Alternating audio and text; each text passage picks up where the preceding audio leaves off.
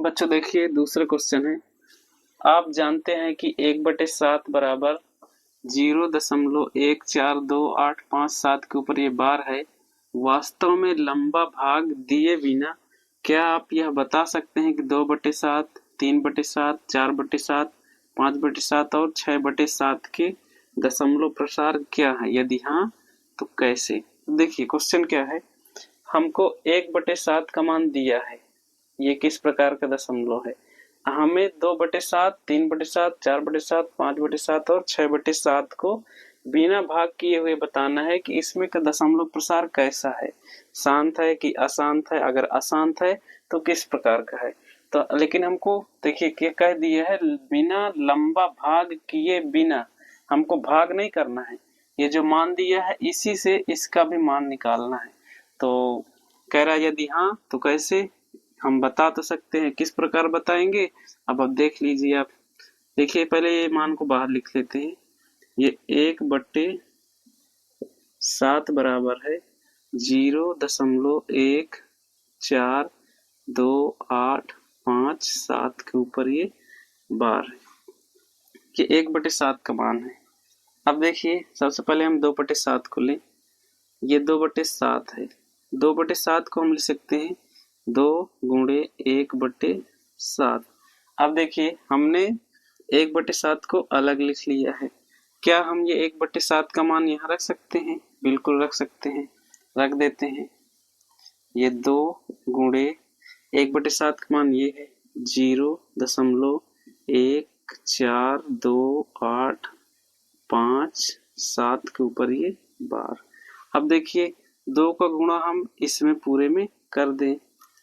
देखिए 2 7 14, 2 पंचे 10 से 11, 2 8 16, 16 1 17, 2 दूनी 4, 4 1 5, 2 4 को 8, 2 1 2 और ये दशमलव ये 0।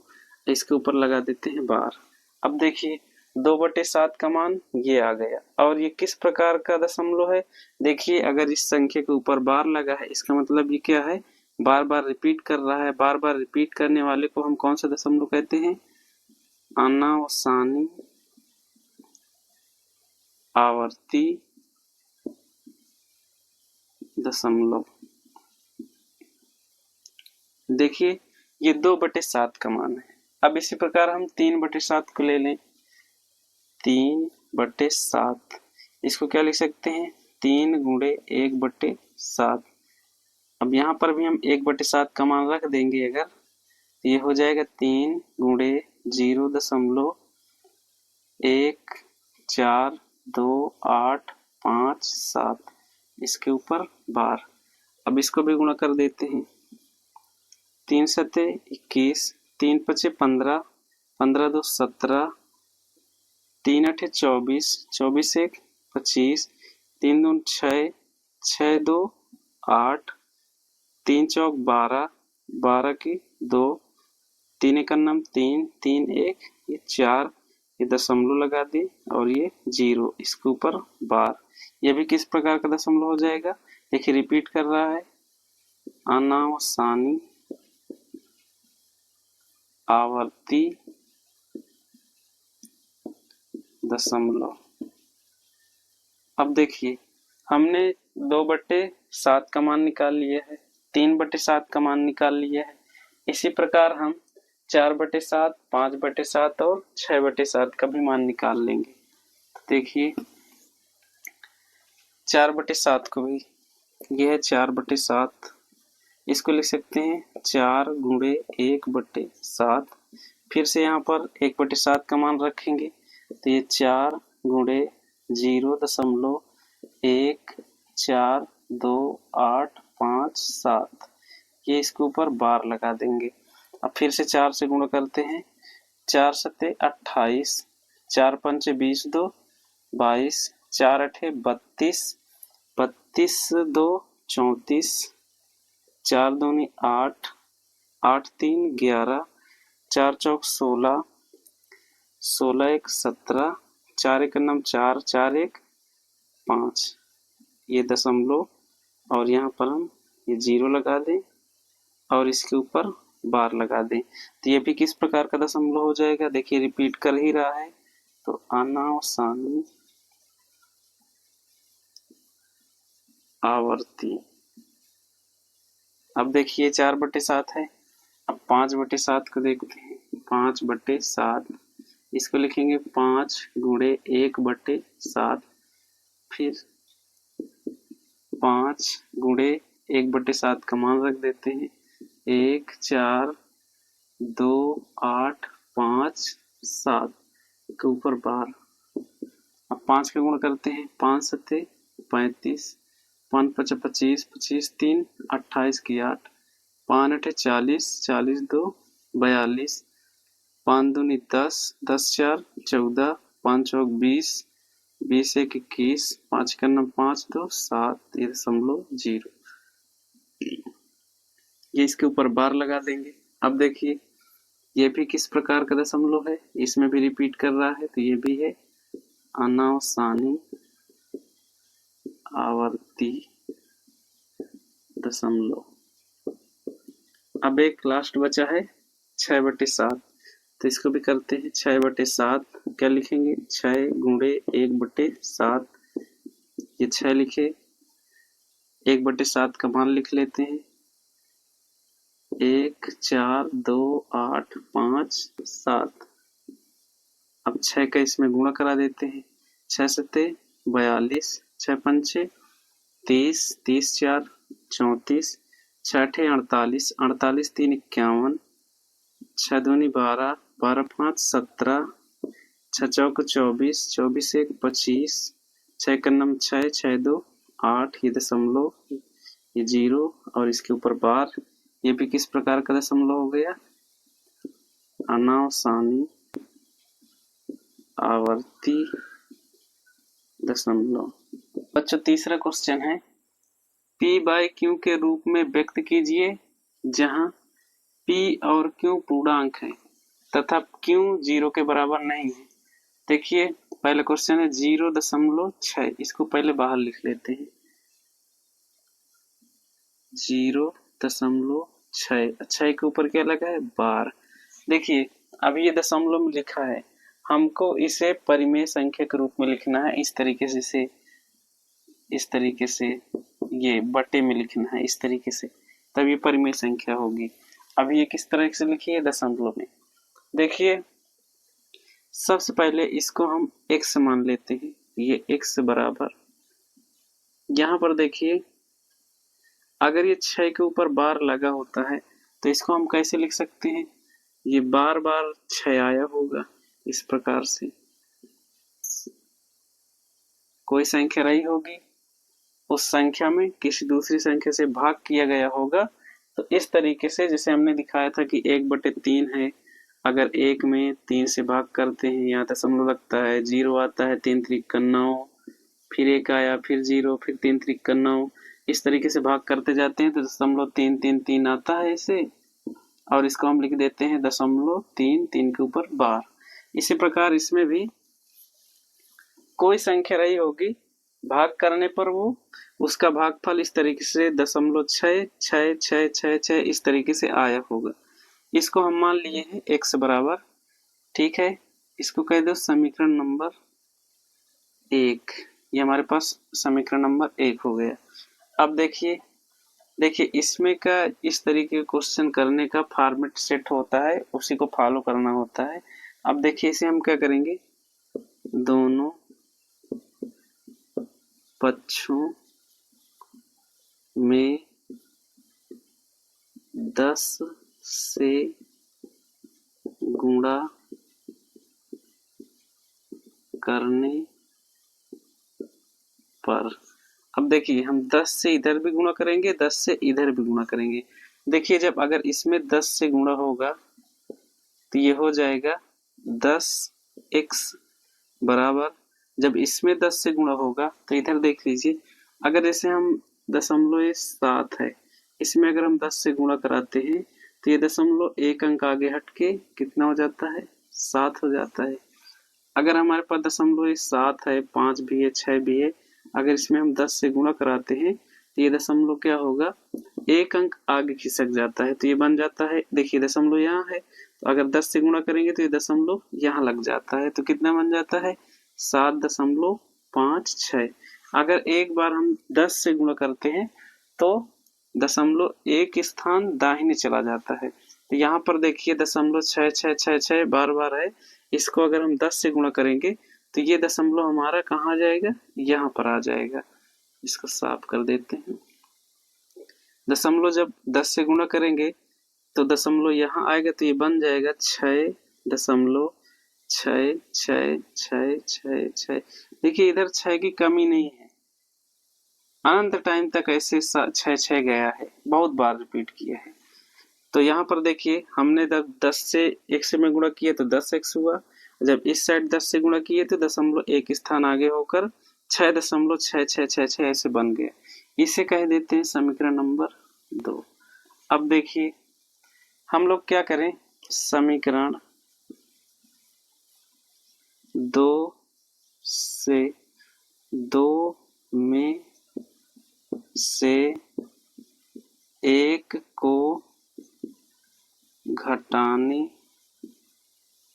पर, देखिए इस साइड वाला हम इधर घटा देंगे, इस साइड वाला इधर घटा देंगे। इधर देखिए ये समीकरण 2 है, 2 में से एक को घटाना है, तो क्या हो जाएगा, ये समीकरण 2 है 10x, इसमें से एक को घटा दें तो -x बराबर, इधर आप अगर देखिए ये समीकरण 2 में क्या है, इसको बहुत ध्यान से समझिए। ये है समीकरण 2 में 6.6666, इस तरीके से बहुत बार है। समीकरण 1 में क्या है, दशमलव, हम जानते हैं घटाने के लिए दशमलव के नीचे दशमलव लगाते हैं। समीकरण 1 में देखिए दशमलव 66666, इस तरीके से इसको हम घटाएंगे, ये दशमलव नहीं है, बोर्ड में गड्ढा है।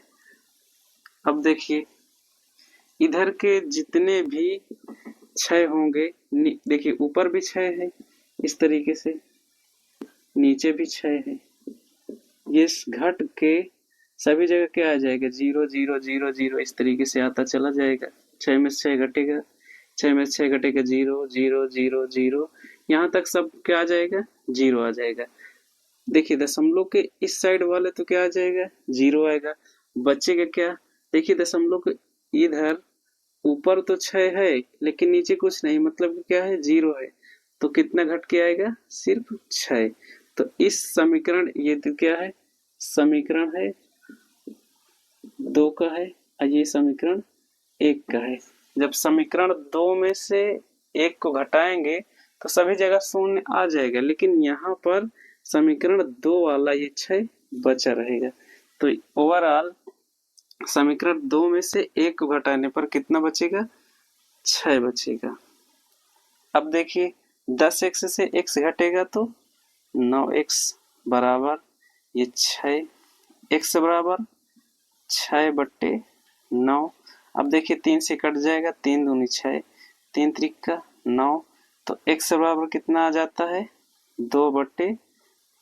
यही x बराबर देखिए हमने माना है, ये x बराबर यही क्या है, p/q के रूप में हमने इसको लिख दिया।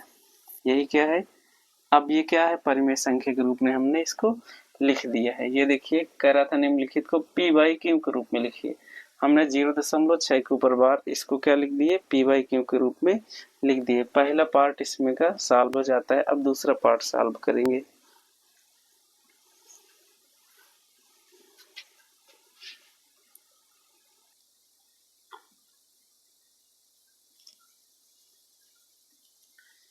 बच्चों दूसरा पार्ट देखिए,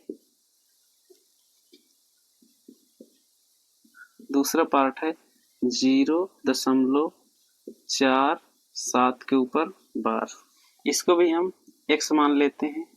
0.47 के ऊपर बार, तो x बराबर 0.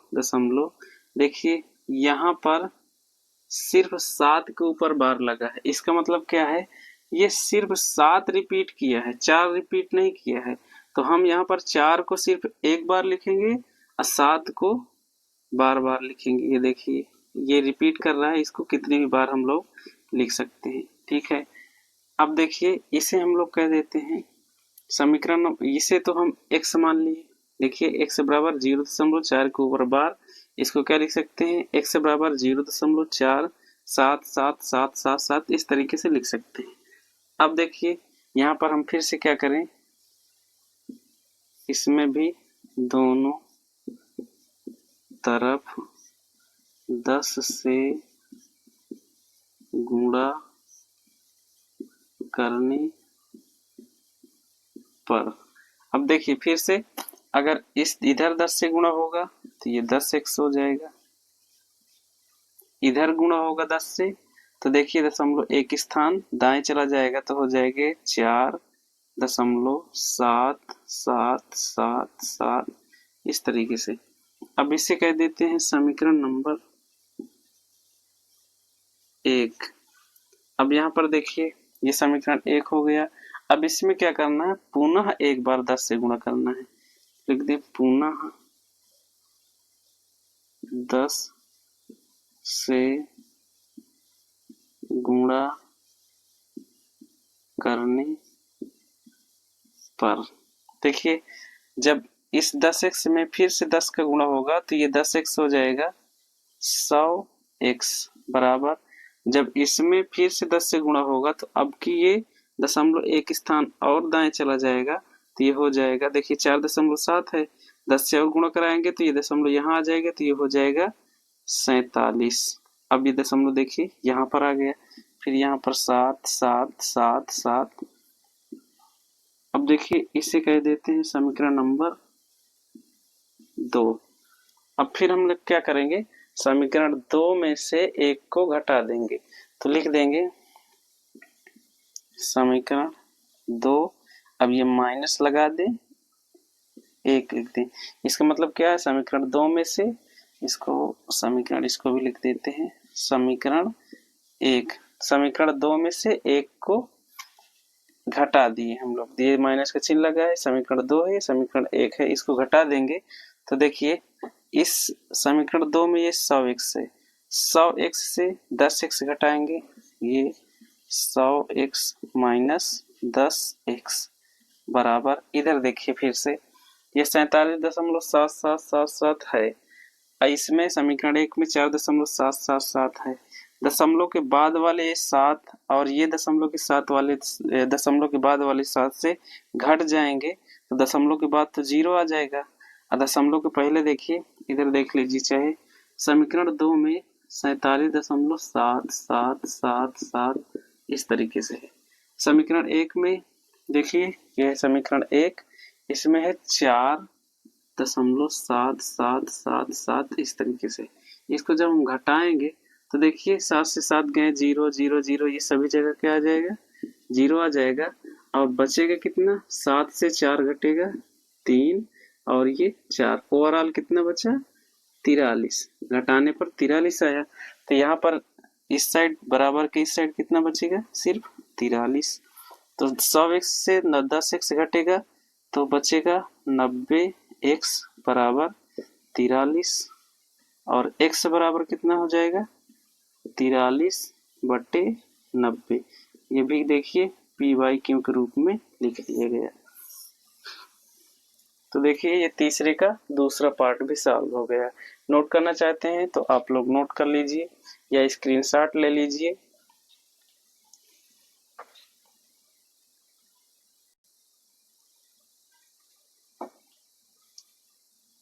बच्चों तीसरा पार्ट है, देखिए 0.001 के ऊपर बार। अब देखिए इसको हम x माने और इसको क्या लिख सकते हैं, देखिए यहाँ पर तीनों अंक के ऊपर बार लगा है, इसका मतलब ये तीनों अंक रिपीट करेंगे, देखिए इस तरीके से 0 0 1 फिर 0 0 1 0 0 1 0 0 1 इसी तरीके से चलता जाएगा। देखिए यहाँ पर 3 अंक रिपीट किए तो हम तीनों अंक को रिपीट करके लिखे हैं। अब इसे कह देते हैं समीकरण 1। अब देखिए यहाँ पर 3 अंक हैं, हम इसमें से 1000 से गुणा कर दें तो दोनों तरफ 1000 से गुणा करने पर, देखिए जब x में 1000 से गुणा होगा ये तो 1000 आ जाएगा, 1000x बराबर, जब इधर 1000 से गुणा होगा तो देखिए 1000 में 3 जीरो होते हैं, तो इसलिए 0.3 अंक दाहिने जाएगा। जैसे देखिए यहाँ पर क्या होता है, अगर ये 5 है, 5 में अगर हम सिर्फ 10 से गुणा कराते हैं तो 5 के आगे 1 जीरो आता है, दशमलव अभी यहाँ रहता है, अब दशमलव देखिए यहाँ रहता है, अब एक बार 10 से गुणा कराते हैं तो दशमलव एक स्थान और आगे जाता है, यहाँ पर जीरो बढ़ जाता है, तो इसलिए जब 2 बार जीरो से गुणा कराते हैं तो 2 जीरो आते हैं। इसी प्रकार यहाँ पर अगर हम सिर्फ 10 से गुणा कराते हैं तो ये दशमलव सिर्फ एक स्थान आगे जाता है, जब 100 से गुणा कराते हैं 100 में 2 जीरो होते हैं तो ये दशमलव 2 स्थान आगे जाता है। जब 3 बार जीरो है 1000 से गुणा कराएंगे तो अब की दशमलव देखिए कि 3 अंक आगे जाएंगे, यहाँ पर है 1 2 3, तो यहाँ पर आ जाएगा, तो कितना हो जाएगा 0 0 1, अब यहाँ पर दशमलव लग जाएगा, तो इसके आगे फिर से वही 0 0 1 0 0 1 0 0 1, इस तरीके से है, इसे हम लोग समीकरण 2 कह देंगे। अब देखिए वैसे दशमलव के बाएं साइड जो 0 1 के आगे लगे इनका कोई मतलब नहीं, तो इनको हम लोग हटा भी सकते हैं, हटा दिए। अब देखिए फिर से इसमें क्या करें, समीकरण 2 - 1 से फिर से हम लोग समीकरण 2 में से 1 को घटा देंगे, तो देखिए यहाँ पर 1000x है, 1000x से अगर सिर्फ x को घटाएंगे तो कितना बचेगा 999x बराबर, इधर देखिए दशमलव के बाद 001 है, 001 है, जब समीकरण 2 से घटाएंगे तो इधर वाला दशमलव के बाद वाले सारे अंक घट के 0 हो जाएंगे और इधर क्या बचेगा 1 बचेगा। फिर से देखिए दशमलव के बाद वाले 0001 हैं, ये भी 001 001 से घट जाएंगे, तो इधर कितना बचेगा 1 बच जाएगा, इसके बाद वाला सब घट गया, तो x बराबर कितना आएगा 1/999, तो यही हमारे पास ये p/q के रूप में हमने मान प्राप्त कर लिया। तो इस तरीके से हमने क्वेश्चन नंबर 3 के तीनों पार्ट को सॉल्व कर लिए। बच्चों चौथा क्वेश्चन है, देखिए 0.99995 5 बार है को p/q के रूप में व्यक्त कीजिए। अब फिर उसके बाद देखिए क्या आप अपने उत्तर से आश्चर्यचकित हैं, इसको हम पहले क्वेश्चन को सॉल्व करेंगे तब इस लाइन का उत्तर देंगे। देखिए इसको हम पहले मान लें x बराबर 0.99999 और ये डॉट पर ध्यान दीजिए, डॉट का मतलब क्या है, इसके आगे बहुत बार 9 आ चुका है, पूरी तरीके से शांत दशमलव नहीं है, रिपीट करने वाला है। अब इसी को हम लोग समीकरण नंबर 1 मान लेते हैं। अब क्या करें, फिर से 10 से गुणा करने पर, जब 10 में गुणा करेंगे x में तो 10x हो जाएगा बराबर, फिर से अगर इसमें 10 से गुणा करेंगे तो ये दशमलव एक अंक आगे यहाँ लग जाएगा, जब ये दशमलव यहाँ लग जाएगा तो ये हो जाएगा 9.9999, इस तरीके से इसे समीकरण नंबर हम लोग 2 कह दें। अब देखिए सब प्रोसेस वही है, समीकरण 2 से 1 को घटाने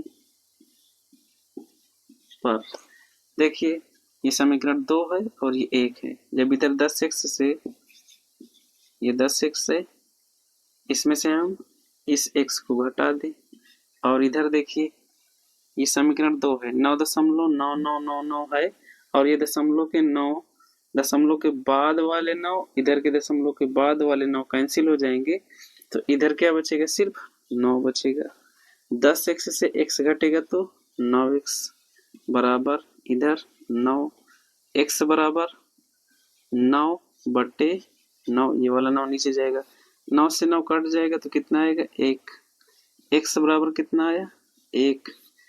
अब देखिए आश्चर्यचकित होने वाली बात इसमें क्या है, इधर देखिए x बराबर है 0.999, इस ये रिपीट कर रहा है, इसका मतलब कोई संख्या ऐसी रही होगी जो भाग करने पर पूरी तरीके से नहीं कटी होगी, ठीक है। लेकिन यहाँ पर x का मान क्या दे रहा है, x बराबर एक पूर्णांक दे रहा है। इस पूर्णांक का मतलब संख्या कुछ ऐसी दे रहा है जैसे ये 2 है और ये 2 है, 2 शुद्ध पूरी तरीके से कट जाता है तभी 1 आता है। लेकिन क्या आपको इसको देखकर ऐसा लगता है कि भाग करने पर पूरी तरीके से भाग चला गया होगा, नहीं गया होगा, तभी तो ये 0.999 रिपीट कर रहा है। ऐसे जैसे ये 1 है, 1 में 3 से हम भाग करते हैं, ये दशमलव लगाते हैं 0, अब 3 त्रिक 9, फिर 1 0, ये 1 आया 0, 3 त्रिक 9, फिर 1 0, 3 त्रिक 9। देखिए भाग नहीं कट रहा है, अभी ये शांत नहीं हो रहा, रिपीट कर रहा है। कुछ इसी प्रकार यहाँ पर ये देखिए ना 0.99 है, इसी प्रकार कोई ऐसी संख्या रही होगी जो 0.999 इस तरह से आता रहा होगा। लेकिन इसको जब हम p बाई क्यू के रूप में लिखते हैं तो x का मान यही क्या दे रहा है, एक पूर्णांक दे रहा है, पूरी तरीके से भाग चला जा रहा है। तो यही इस क्वेश्चन में आश्चर्य होने वाली बात है कि इसमें का जो p बाई क्यू के रूप में आना चाहिए, लेकिन यहाँ पर देखिए x का मान अब कितना दे रहा है, 1 दे रहा है। आश्चर्यचकित होने वाली बात इसमें यही है। तो देखिए ये भी क्वेश्चन सॉल्व हो जाता है। अगला क्वेश्चन सॉल्व करते हैं।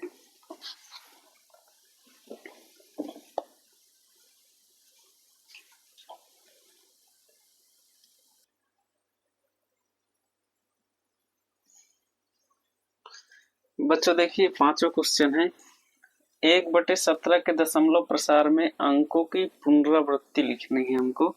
तो ये इजी सा क्वेश्चन है, बस इसमें क्या करना है आपको, ये 1 है, 1 में 17 से भाग करना, यहाँ दशमलव आएगा 0 बढ़ेगा, फिर अभी भाग नहीं जा रहा है, 1 0 और लगाएंगे तो यहाँ 0 आएगा। अब फिर देखिए 17 पचा 85, ये 85 हो गया, फिर घटाएंगे 15 आएगा, फिर 1 0 आएगा, फिर 17 अट्ठे 136, फिर घटाएंगे तो ये 14 आएगा। आपको ऐसे ही नीचे भाग करते हुए चले जाना है, कोई ऐसा अंक आ जाएगा कि यहाँ पर 0 से स्टार्ट हुआ, फिर 0 आएगा, 5 8 इस तरीके से कुछ न कुछ आएगा जो रिपीट करेगा। तो आपको ऐसे ही भाग कर लेना है, जहाँ से रिपीट करने चालू हो जाए उतने ही अंकों को ले लेना है और यहाँ पर बार लगा देना। कुछ इस प्रकार से हल हो जाएगा, इसको आप कर लीजिएगा, ये होमवर्क है आपके लिए। हम लोग अगला क्वेश्चन देखते हैं। ये 6 नंबर क्वेश्चन देखिए, p बाई क्यू, यहाँ पर q बराबर 0 के रूप की परमेय संख्याओं के अनेक उदाहरण लीजिए जहाँ p और q पूर्णांक हैं जिनका एक के अतिरिक्त अन्य कोई उभयनिष्ठ गुणनखंड नहीं है, जिनका शांत दशमलव प्रसार है। अब देखिए इसमें हमको अपने से ही कोई ऐसी संख्या लेनी है जो p बाई क्यू के रूप की हो, q का मान 0 ना हो और p व q का HCF 1 के अलावा और कुछ नहीं होना चाहिए और जिनका दशमलव प्रसार क्या हो, शांत हो। ये कुछ ऐसी संख्याओं के बारे में बात कर रहा है, जैसे ये हो गया 5/2। देखिए क्यू का मान 0 भी नहीं है, 5 और 2 का HCF सिर्फ 1 है, इसके अलावा और कुछ नहीं है, और कह रहा है शांत दशमलव है। शांत का मतलब है देखिए 5 में अगर हम 2 से भाग करेंगे तो 2 दूनी 4, 5 में से 4 गए 1, यहाँ दशमलव लगाएंगे तो 0 आएगा, 2 पंचे 10, ये देखिए कट गया, शांत दशमलव है। ठीक है, हमको इसी प्रकार के कुछ संख्याओं के एग्जाम्पल लेने हैं, तो एग्जाम्पल हम ले लें, उदाहरण जैसे हम ले लें 5/2, ठीक है, 100/100 क्या लें 7/5 और ले लें 11/2 और ले लें 5/16, इस प्रकार की संख्याओं की बात कर रहा है। अब अगला क्वेश्चन इसमें है, कह रहा है क्या आप ये पता लगा सकते हैं कि शांत दशमलव वाली संख्याएं शांत दशमलव वाली संख्याएं होने के लिए क्या क्या शर्तें हैं, क्यों का कौन सा गुण होना चाहिए। तो इसके लिए देखिए, अगर कोई संख्या हम ऐसे लिख दिए, अगर ये 7 लिख दिए, अब इसे पता करने के लिए कि ये शांत है कि अशांत है, पहले ट्राई करते हैं, भाग करते हैं, देखते हैं। 75 ये 7 एकन्नम 7 0.5.0 49 1 0 7 7 एकन्नम 7, ये 3 देखिए नहीं कट रहा है। कुछ ऐसा जुगाड़ है कि जिससे हम देखते ही संख्या को बता पाए कि वो संख्या शांत दशमलव है कि अशांत दशमलव है। बिल्कुल है। इसके लिए क्या करना होगा, कोई भी संख्या हमको अगर दी हो, कोई भी संख्या दी हो, ऊपर कुछ भी रहे, नीचे अगर वो संख्या ऐसी हो कि उसके गुणनखंड सिर्फ 2 की घात में हो या 5 की घात में हो, कुछ भी घात हो, इस तरीके की संख्या हो, ऊपर 7 हो जैसे, नीचे सिर्फ 2 की घात हो, या नीचे सिर्फ 5 की घात के रूप में हो। इसके अलावा अगर कोई भी संख्या आएगी तो अशांत होगी अगर नीचे क्या है, क्यू का मान है। क्यू का मान अगर 2 की पावर में होगा, क्यू के गुणनखंड 5 की पावर में चाहे दोनों आ जाए, चाहे 2 अकेले आ जाए, या 5 अकेले आ जाए, इस तरीके की जितनी भी संख्याएं होंगी, ये सारी की सारी संख्याएं शांत होंगी। अगर इनके अलावा कोई संख्या आ जाएगी तो अशांत हो जाएगी। थोड़ा सा करके हम आपको दिखा देते हैं। देखिए, ये हमारे पास एक संख्या है, अगर इसको हम 2 से भाग करेंगे तो ये देखिए 0.5 आ जाएगा। ये 1 है, अगर इसको 5 से भाग करेंगे, देखिए 2 की पावर 1 है, 5 की पावर 1 है, इसको भाग करेंगे तो ये 0.2 आ जाएगा। ये 1 है, इसमें 2 और 5 दोनों आ जाएंगे तो 1/10 ये आ जाएगा 0.1 शांत दशमलव। अब जैसे ही अगर ये 1 है, ये 2 है, इसके साथ हम 3 को भी ले लें तो अब ये क्या हो जाएगा, 1/2×3=6। अब ये 1/6 आ गया। अब इसको चेक करके देख लीजिए क्या ये शांत होता है। देखिए 1 में 6 से भाग करेंगे, 0.0 6 एकन्नम 6 4 0 6 छंग 36 4 0 6 छंग 36 फिर 4 0 6 छंग 36। ये देखिए, हमने जैसे ही 1/q में 2 के साथ अगर 3 को हम ले लिए हैं, तुरंत ये क्या हो गया, अशांत दशमलव वाली संख्या हो गई। तो शांत दशमलव होने के लिए हर में मतलब कि q का मान सिर्फ 2 की पावर के रूप में होना चाहिए, 5 की पावर के रूप में होना चाहिए, या 2 और 5 दोनों आ जाए। अगर इन संख्या के अलावा कोई भी ऐसी संख्या आएगी तो संख्या पूरी तरीके से विभाजित नहीं होगी। तो ये अनुमान लगाने वाली बात थी। तो क्यों का ये गुण होना चाहिए, इसको लिख सकते हैं हम, किसी भी संख्या का शांत दशमलव प्रसार के लिए क्यों का मान 2 व 5 की घात के रूप में होना चाहिए। अब इसमें थोड़ा सा और सुधार करते हैं।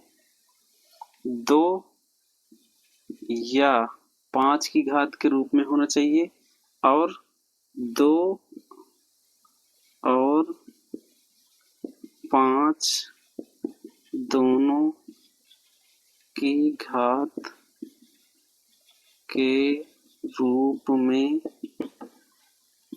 होना चाहिए। अब देखिए, ऐसी संख्या होने के लिए q का मान क्या हो, या तो 2 की घात हो या 5 की घात हो या 2 और 5 दोनों की घात हो, तो वो संख्या शांत हो जाएगी। इसको हमने कैसे लिख पाए, देखिए यहाँ पर नीचे क्या है, 2 है, 2 की घात के रूप में है, निश्चित रूप से शांत दशमलव प्रसार है। यहाँ पर देखिए 5 है, 5 की घात, देखिए 2 की घात 1 होगी, 5 की घात 1 होगी, ये भी शांत। यहाँ पर 2 की घात 1 है, ये भी शांत। यहाँ पर देखिए क्या है, 5 है, ऊपर से कोई मतलब नहीं। नीचे क्या है, 2 की पावर कितनी है, 4, 2 की घात के रूप में है, इसलिए हम ऐसे देखकर तुरंत लिख दिए कि ये शांत दशमलव प्रसार है। अगर नीचे कोई दूसरी संख्या जैसे ही आ जाएगी तो ये अशांत हो जाएगी। यही अनुमान लगाने की बात कर रहा था क्वेश्चन, यहाँ से लेकर यहाँ तक ये हमारा अनुमान है।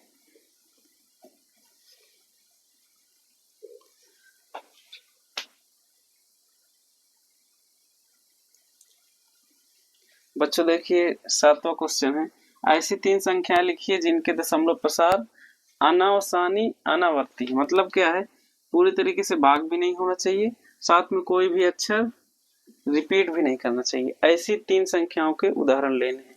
चलिए पहली संख्या लेते हैं। पहली संख्या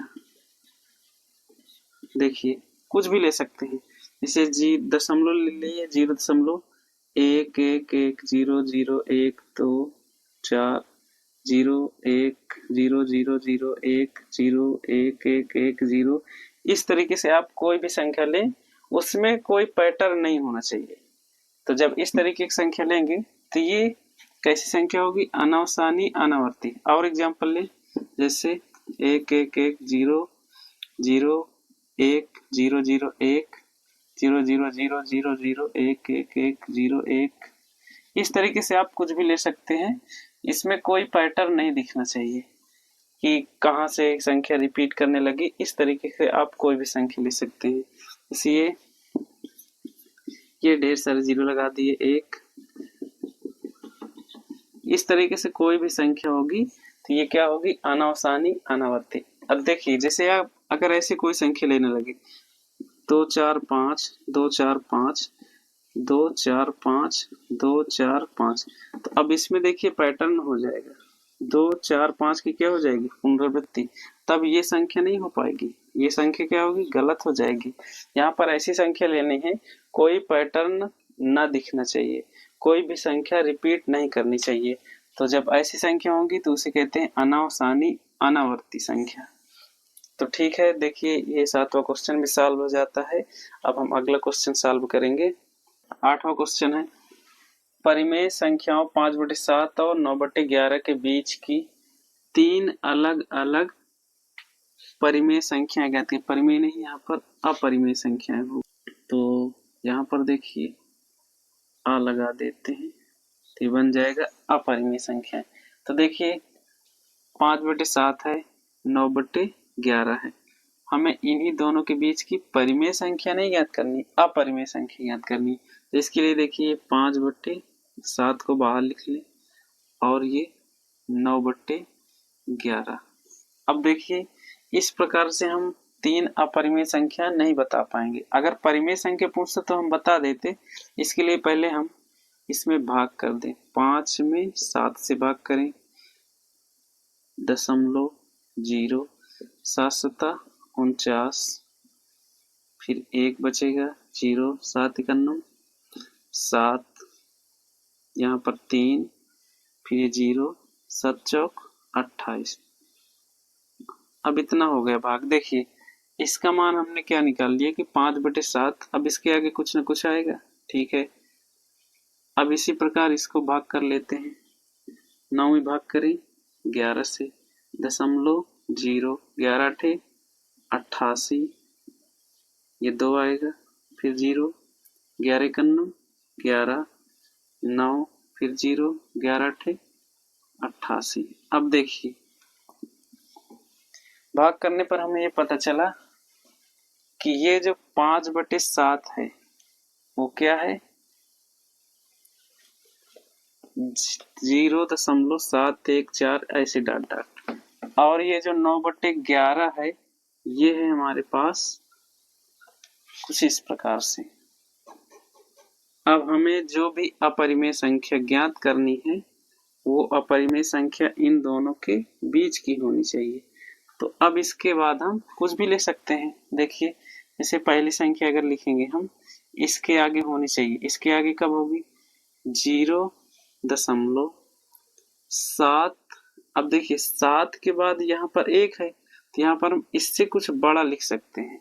देखिए, अब 7 के 8 भी नहीं लिख सकते क्योंकि हमारे पास 8 यहाँ पर है। इन्हीं दोनों के बीच के लिखने के लिए 1 के अलावा कुछ भी लिख दे। जैसे यहाँ पर हम लोग 4 लिख दें, 5 0 0 3 2 4 5 6 0 0, इस तरीके से एक की संख्या ये अनंत तक अपना कुछ भी भाग करने पर आएगा।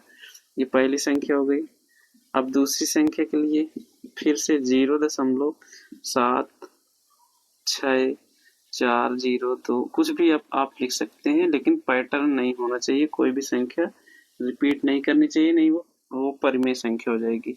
तीसरी संख्या के लिए देखिए 0.780 कुछ भी आप लिख सकते हैं।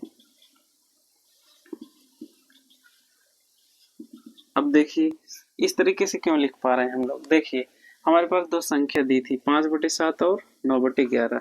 हमको 5/7 को जब हम भाग किए तो हमें पता चला कि इसका वैल्यू 0.714 के आगे कुछ भी है। 9/11 का जब भाग किए तो ये क्या है? 0.818 आगे कुछ भी। हमको इन्हीं के बीच में कोई तीन संख्या चाहिए जो अपरिमेय हो। अब आप देखिए ये 0.7450 ये है, ये इससे क्या है? आगे है, मतलब कि इससे ज्यादा है और इससे कम है। तो क्या ये दोनों संख्याओं के बीच में संख्या हुई? बिल्कुल हुई। और ये कैसी संख्या है? अपरिमेय। इसी प्रकार देखिए दूसरी संख्या 0.714 से तो क्या है? ज्यादा है, लेकिन 0.818 से पहले आती है, तो ये दोनों संख्याओं के बीच में हुई। और इसी प्रकार ये तीसरी संख्या। ओवरऑल इन दोनों संख्याओं के बीच की हमने तीन अपरिमेय संख्याओं को ज्ञात कर लिया है। ये 8वां क्वेश्चन था। अब 9 नंबर क्वेश्चन सॉल्व करेंगे हम लोग। इस प्रश्नावली का लास्ट क्वेश्चन है 9 नंबर। बताइए कि निम्नलिखित संख्याओं में कौन कौन संख्याएं परिमेय है और कौन कौन संख्याएं अपरिमेय है। देखिए 5 पार्ट है। पहला पार्ट देखते हैं। ये क्या है? √23।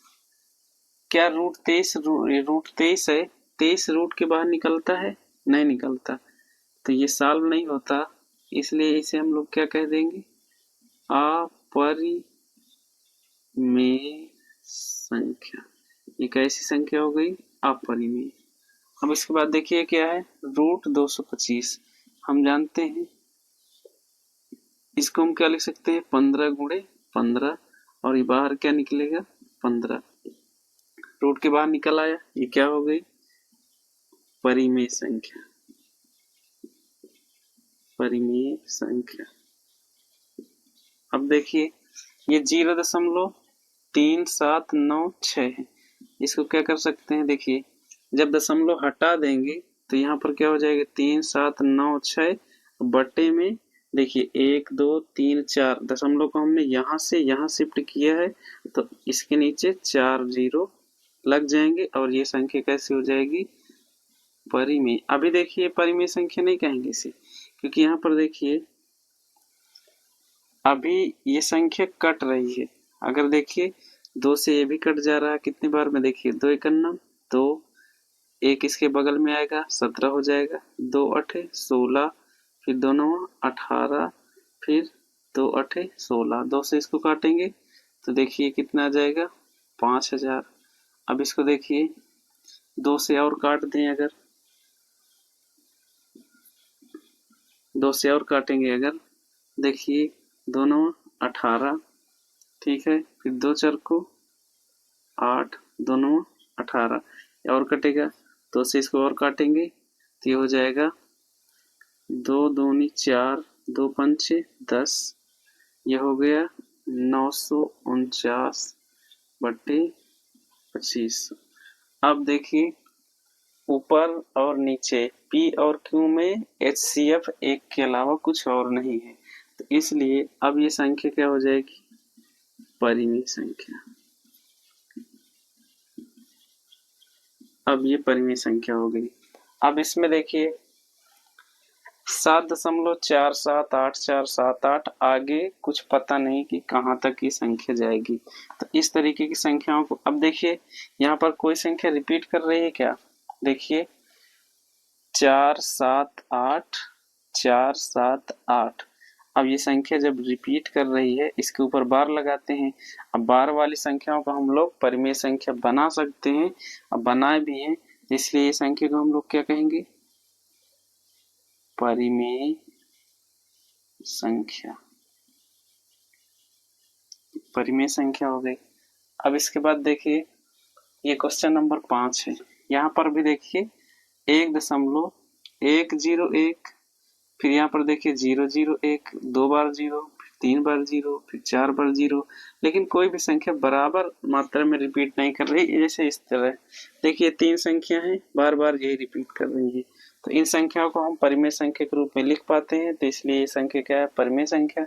लेकिन ये क्या हो जाएगी? अपरिमेय संख्या।